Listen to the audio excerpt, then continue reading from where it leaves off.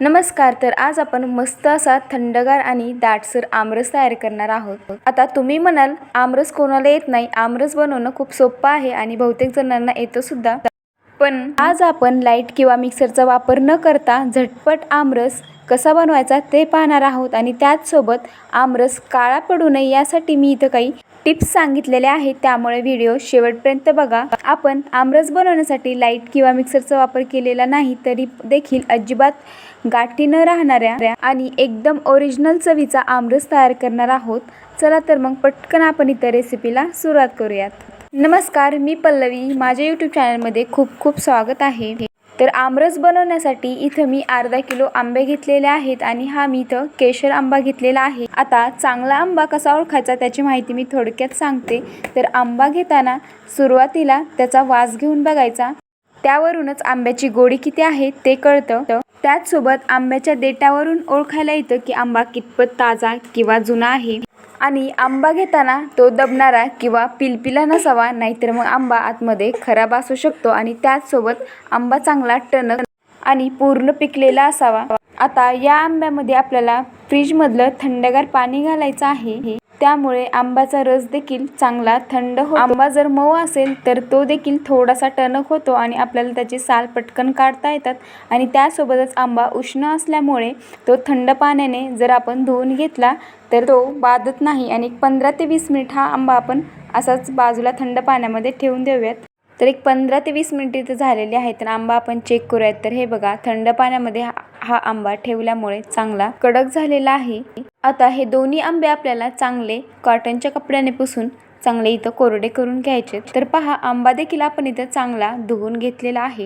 तर पहा, आमरस बनवण्याआधी आपल्याला सुरुवातीला त्याचं देठ कट करून घ्यायचं आणि देठासोबतच त्याची थोडीशी साईडची बाजू देखील कट करून घ्यायची, कारण वरच्या साईडमध्ये आंब्याचा चीक जमा झालेला असतो आणि जर तो रसामध्ये गेला तर आपला रस देखील चरचर लागू शकतो. आणि आता आपल्याला आंब्याची अशा प्रकारे वरची सगळी साल काढून घ्यायची, किंवा साल काढण्यासाठी तुम्ही इथं पील रिमूव्हरचा देखील वापर करू शकता. तर हे पहा, दोन्ही आंब्याची इथं मी साल काढून घेतलेली आहे. आणि इथं मी 2 प्रकारच्या गाळण्या घेतलेल्या आहेत. तर त्यातील एक आपण जे पुरण काढतो ती गाळणी इथं मी घेतलेली आहे. तर या दोन्हीपैकी जी कोणती तुमच्याकडे गाळणी असेल तर ती तुम्ही इथं वापरू शकता. आता आमरस करण्यापूर्वी आपल्याला त्याच्या खाली असा एक मोठा बाऊल ठेवून घ्यायचा आणि जे आपण साल काढून घेतलेले आंबे आहेत ते आपल्याला अशा प्रकारे त्यावर घासून घ्यायचे. तर हे बघा, अगदी अलगदपणे रस याच्या खाली पडत आहे. ज्या आंब्यामध्ये त्याच्या दशा किंवा ज्या शिरा असतात त्या देखील या पद्धतीमुळे रसामध्ये जात नाही. आणि हे बघा, अगदी सहज हा आंबा आपला या किसणीवर किसला जातो.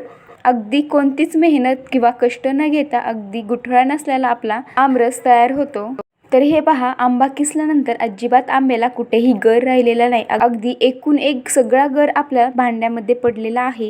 आणि आमरस देखील बघा किती छान दाटसर आणि एकदम मिक्सरमध्ये काढतो त्याप्रमाणे इथं तयार झालेला आहे. आता अशाच प्रकारे आपण दुसरा आंबा देखील किसून घेऊयात आणि त्याचा रस तयार करून घेऊ.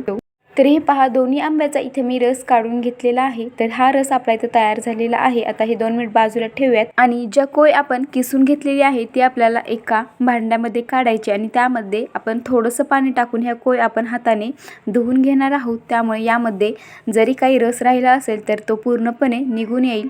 तर यामध्ये पाणी घालताना आपल्याला फ्रीजमधलं थंड पाणी घालायचं. थंड पाण्याचा वापर रसामध्ये केल्यामुळे रस काळा पडत नाही. किंवा तुम्ही इथं थंड दुधाचा देखील वापर करू शकता. आणि हे कोय आता आपल्या हाताने चांगली पाण्यामध्ये धुवून घ्यायची, त्यामुळे त्यामध्ये जो काही रस राहिलेला असेल तो बाजूला निघेल आणि आपला थोडा देखील आमरस वायाला जाणार नाही.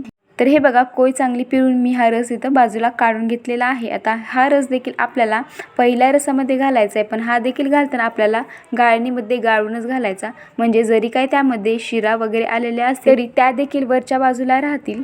आणि चमच्याच्या साहाय्याने हे आपण सगळं व्यवस्थित गाळणीने गाळून घेऊया. आणि त्याचसोबत पहा, तुम्ही गाळणीच्या खालच्या साईडला देखील रस लागलेला आहे, तो देखील आपल्याला इथं चमच्याच्या साहाय्याने अशा प्रकारे सर्व रस इथं काढून घ्यायचा आहे.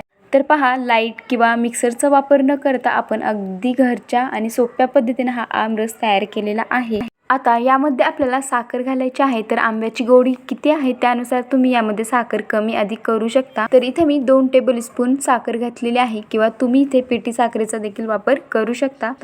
आणि 1-2 वेळेस हा रस आपण ढवळून घेऊन यामधील साखर सगळी व्यवस्थित अशी विरघळून घेऊ. तर बघा तयार झाला इथं आपला मस्त असा थंडगार आणि दाटसर आमरस. जेव्हा कधी अचानक लाईट गेली असेल तर त्यावेळेला तुम्ही ही पद्धत नक्की वापरू शकता. अजिबात गुठळ्या न होता अगदी एकसारख्या कन्सिस्टन्सीचा हा रस इथं तयार होतो.